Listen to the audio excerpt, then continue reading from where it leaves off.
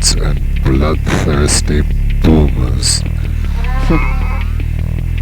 Welcome to episode number 128 of the Raw Impressions podcast. Supposedly. What do you want?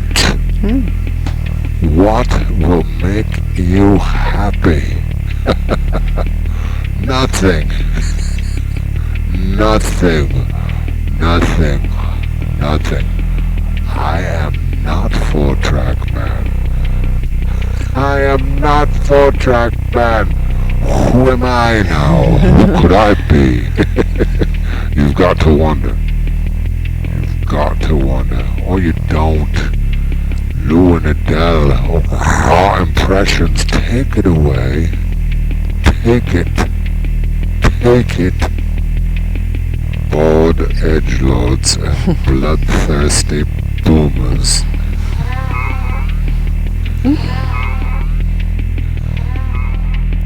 Who is this new visitor? Well, he didn't come from the 4-track. Oh. It's quite ominous. Yeah, I don't know who that is. Yeah? He just kind of appeared. Did he come out of a keyboard, a synthesizer?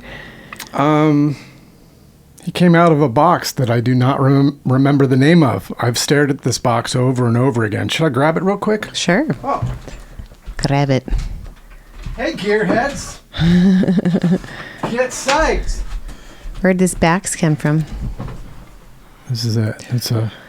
It's a Boss Voice Transformer VT1. Where'd you get that?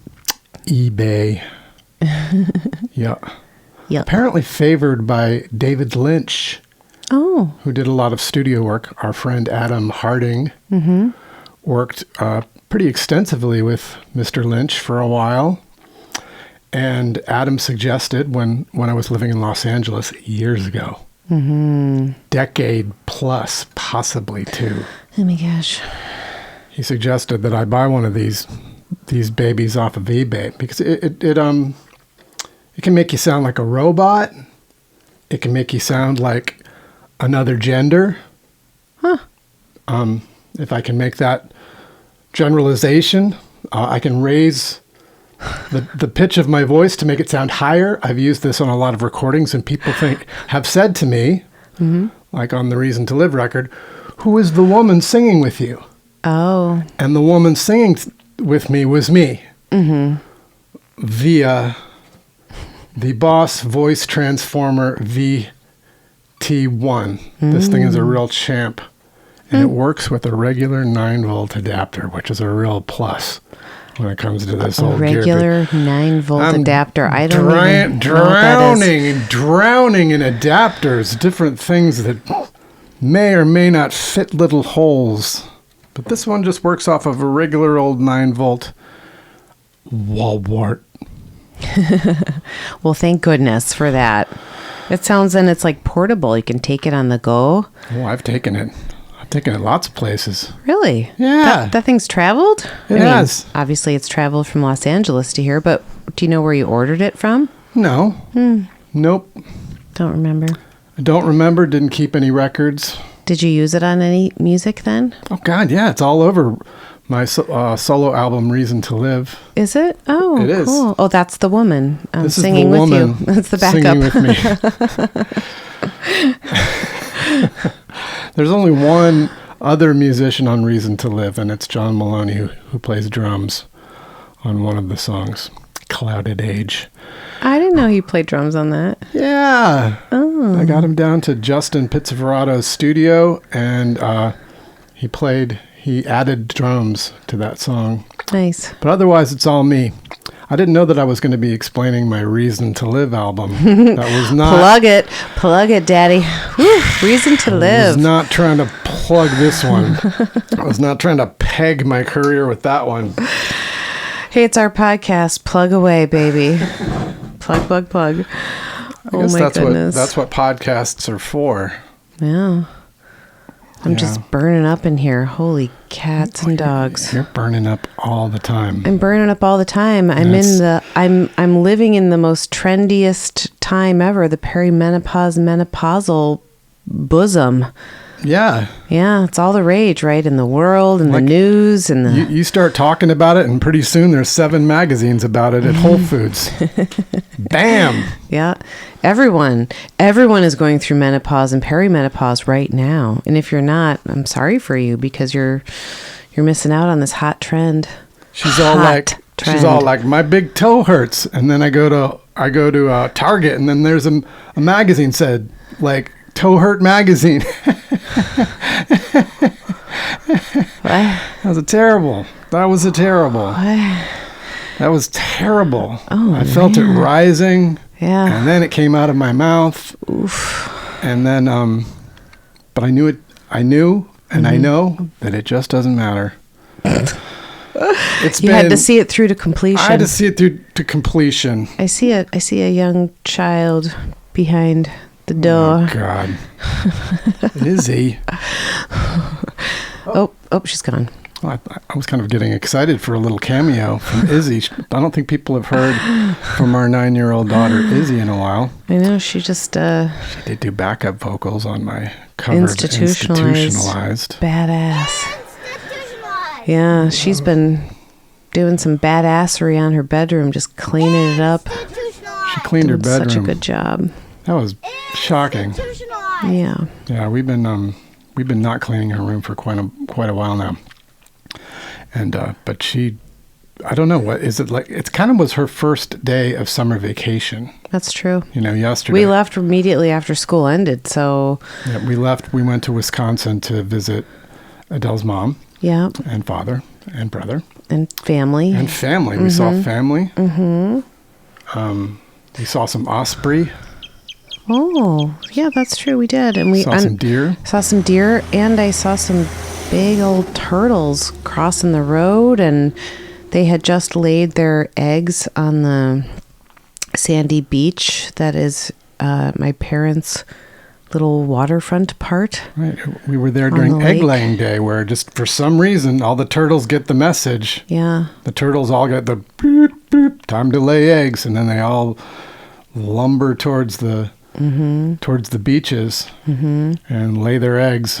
It's interesting to me that they spend so much time in water because they actually need oxygen to breathe. They have to come up for air, but man, they can be down there for so long. And then I think the turtles actually are in the water too, even in winter. So then they just they don't hold their breath for 10 months underwater? How does that work? They just go into some mode where they go into a hibernation. Yeah, their own little turtle hibernation. They take one deep breath and they're like, "It's cool. I'll breathe again in May." They don't hold their breaths. They breathe very little. It's called rumination. Look it up. You know what's funny? What? Is when we were out in Wisconsin, I was in my parents' garage getting ready to do a little workout video. That sounds weird. I was doing it in the garage, but I had the garage door open. It was just the place to do it. And I could see up the driveway from there. And I noticed a big thing moving at the top of the driveway. And I thought, okay, pause on the workout video. Let me go see what's going on. And I grabbed my phone and ran up there. And sure enough, there was a big ass turtle like slowly making its way across the driveway. And it stopped and looked at me and practically like sighed. Great. Who's this? What are you going to do to me? Are you going to try to kill me? Yeah. Am I dead? Is this it? Are you going to poke me? What's happening? And I just took a video of it, and it was almost, as if it was rolling its eyes. Hurry up, lady. I've got to go rest now. And these things look absolutely ancient. It's insane. And so I was taking video of this really cool, pretty big turtle, and big like a big dinner plate you know? Oh, Yeah, it's like a big Hello. moldy. Big- well, this one had moss all over Moss it. all over It's it. mossy. Yeah. Yeah. Mold might not be the right. I don't know if it's mold. Yeah. It's just moss. What's this? Moss is like nice mold. True. Moss is the cute mold. Look at that adorable mold.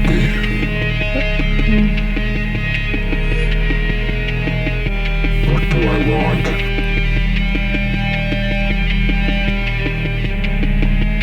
What will make me happy? Nothing. Nothing. Nothing.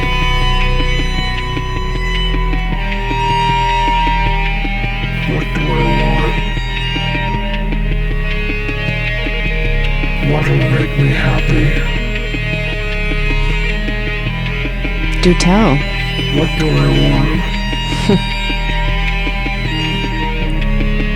What will make me happy? Nothing.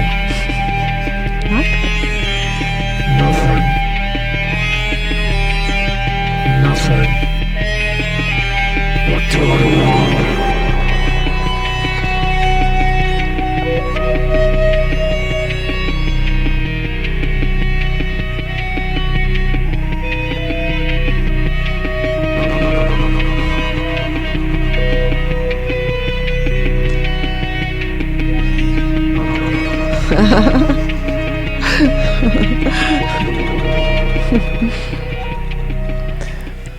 That's like the best dancey kind of music I've heard. Good job. Oh, you think it's dancey? Yeah, kind of like those raves or whatever. You go into a little rave tent. It's a Husker Du song Oh, written and sang by Grant Hart. It's one of my favorite Husker Du songs. oh. And As told through that box. yeah, I used the box. I thought of asking 4-track man, but then it's like there's all dealing with the 4-track right now. Yeah. Not easy. There is a listener of our podcast who is actually going to meet with me this weekend, and I'm going to hand them one of my broken 4-tracks. Is that going to happen this weekend? Okay. Yes, Yeah. with the idea that it will become fixed at some point. Okay. But it's been my long time dream, not my lifelong dream. This came up in maybe the last year or so. That I really wanted to do a cover of What Do I Want by Husker Du from their second 7-inch titled In a Free Land. It was released in 1982. I bought it fresh on the mail order right when it came out. I was ready. I had their live record, Land Speed record, and sort of a very fast, really fast, almost hardcore before hardcore became hardcore. Husker Du, it was a live show record, on and on. Look it up yourself. Do the math. Yeah. Do the math. Mm-hmm. Do the Google. Do the whatever. Do the discography dance. Do the dance through the discography.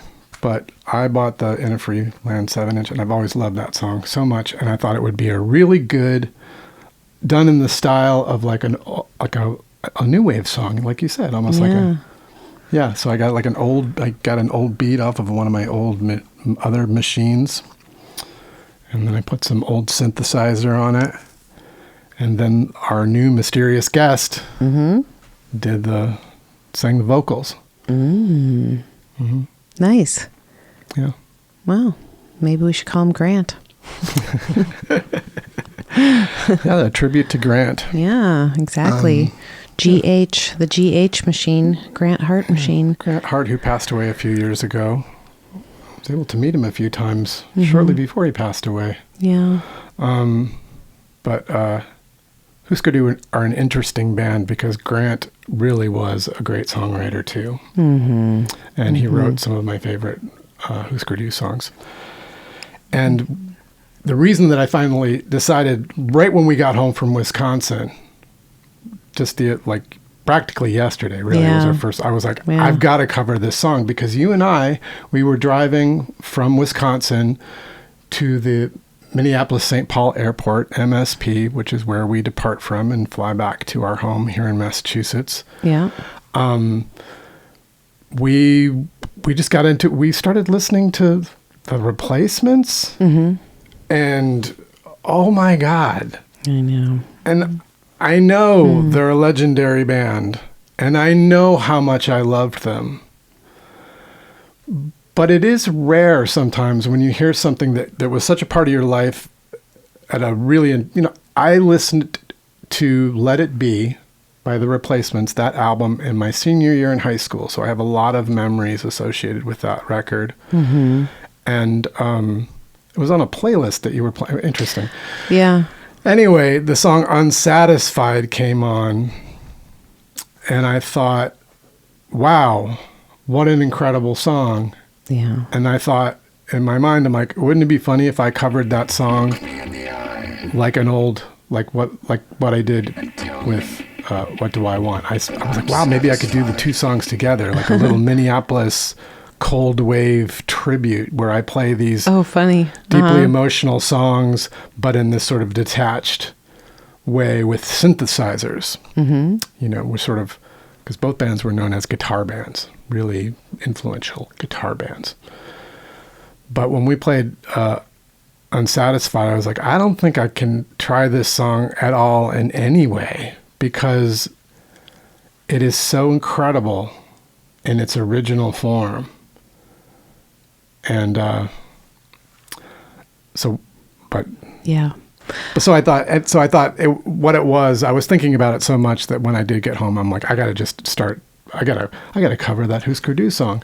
Because we were also talking about bands. I'm kind of going off here. Go off, baby. Is that all right? Yeah. One amazing thing about Paul Westerberg is a lot of his vocals are just like, he just does a lot of like it's not tortured, but he does a lot of emoting. He emotes in a way that is not cheesy, because sometimes they feel organic, right? It feels like they happen in the moment. He does a lot of organic emoting. Yeah. And it sounds so, and I was thinking about so what? It sounds so natural and like it sounds soulful. Yes. Which is really not a word that you hear a lot when you start banding around like college rock, REM. I mean, as much as I love all of that music, I don't know if I would ever use the word think soulful. Soulful, but somehow when we listen to Unsatisfied again, I'm like, oh my God, it sounds so soulful. Yeah. And then I was thinking of other bands that have that, and do a lot of like stuff like that. And Husker Du did. And Husker Du popped up for you. That's true. Yeah. So anyway, that was a long way around. Explain that. I love it. Keep going. I think it was a moment where we both were hearing that song again for, we've obviously both, I love the Replacements, you love the Replacements, we love them on our own individually. And when we met and became partners, we were like, yay, we both like the Replacements. But that song, man, it just came on and it was as if we were both, I don't know, just feeling all these feelings, it's like, damn, it just gets you. I don't know. Yeah. I felt like I was sort of transported back to, this apartment I had in Minneapolis, and you were describing I don't the know. apartment. It just I just walked in the door. Yeah, and we used to play the Replacements a lot when I worked at the Minneapolis-St. Paul Airport. I worked at Caribou Coffee, and we would put on the 7-disc changer. We would pop in the Replacements and listen to them, and I would sort of like cringe and laugh, when like Bastards of Young would come on really loudly, and 2,000 people are waiting, get their coffee, and sorry guys, I just hit my phone. And, that time does not exist now, right? I mean, I think that kind of music, you can't really, it's all curated like for Muzak or whatever. And yeah, they throw on playlists, coffee shops now. And things. Yeah, playlists and whatnot. But yeah, we were the DJ, and I do remember when Paul Westerberg would come through for his coffee when he would fly, and we would all just be so excited, and we were such fans. And I believe he got 2 shots of espresso with a dollop of froth, a macchiato. I believe that was his beverage at that time. I don't know what he's up to now these days, but man, he's really one of my favorite voices. Yeah. And that kind of ache, I think. Ache. There's an aching that's really That's a good one. genuine, That's a good word to describe right? it. Yeah. When he's singing, there's something coming from deep in him, you know? I think as his stories unfolded for us, you know, and when Dinosaur Jr. opened for the reunited replacements, it was their reunion, and it was pretty exciting. It was. We got to see him in Boston. And I realized that ache is like he has a hard time even singing. Yeah. And like being in a band. He struggles with genuine. Yeah. It's like a genuine ache and confusion and ambivalence. True. What's that? I guess that could have been the ending of our podcast. Okay. Although we've only done 21 minutes. Do you want to keep going? Well, I am You probably have to wrap it up because you have to. Because I'm working on a secret project, yeah, everybody. You've got to run. I know. I got to go listen. We have so much to do today. Our nieces are flying in tonight. We're so excited from Minnesota. Yeah. Oh my gosh. We get to have them on our own here with us for like 5 days. 20-year-old and a 17-year-old, 2 girls. And we're so excited to show them around and hang out with them. One of whom is a musician. Yeah. And she writes her own songs and she plays guitar. And we've jammed before. Mm-hmm. So I'm thinking we're going to jam. She's got maybe on a replacement song. Yeah. Maybe on Unsatisfied. I'm thinking that might be. That would be cool. It's feeling like it feels like a good thing to explore. You know? Yeah. I'd love to hear her take on that. Like, let's have a 20-year-old with a beautiful voice singing Paul Westerberg. She writes and sings her own songs, and she also sings in the University of Minnesota choir. Yeah. So yeah, she's a talented gal. We're really excited. So you go off to your secret project, and maybe we'll be back next week with our niece even. Who knows? We'll see if she'll want to be on the pod. Yeah. She just might. Okay. All right. Till then. Bye-bye. Bye-bye. Raw impressions.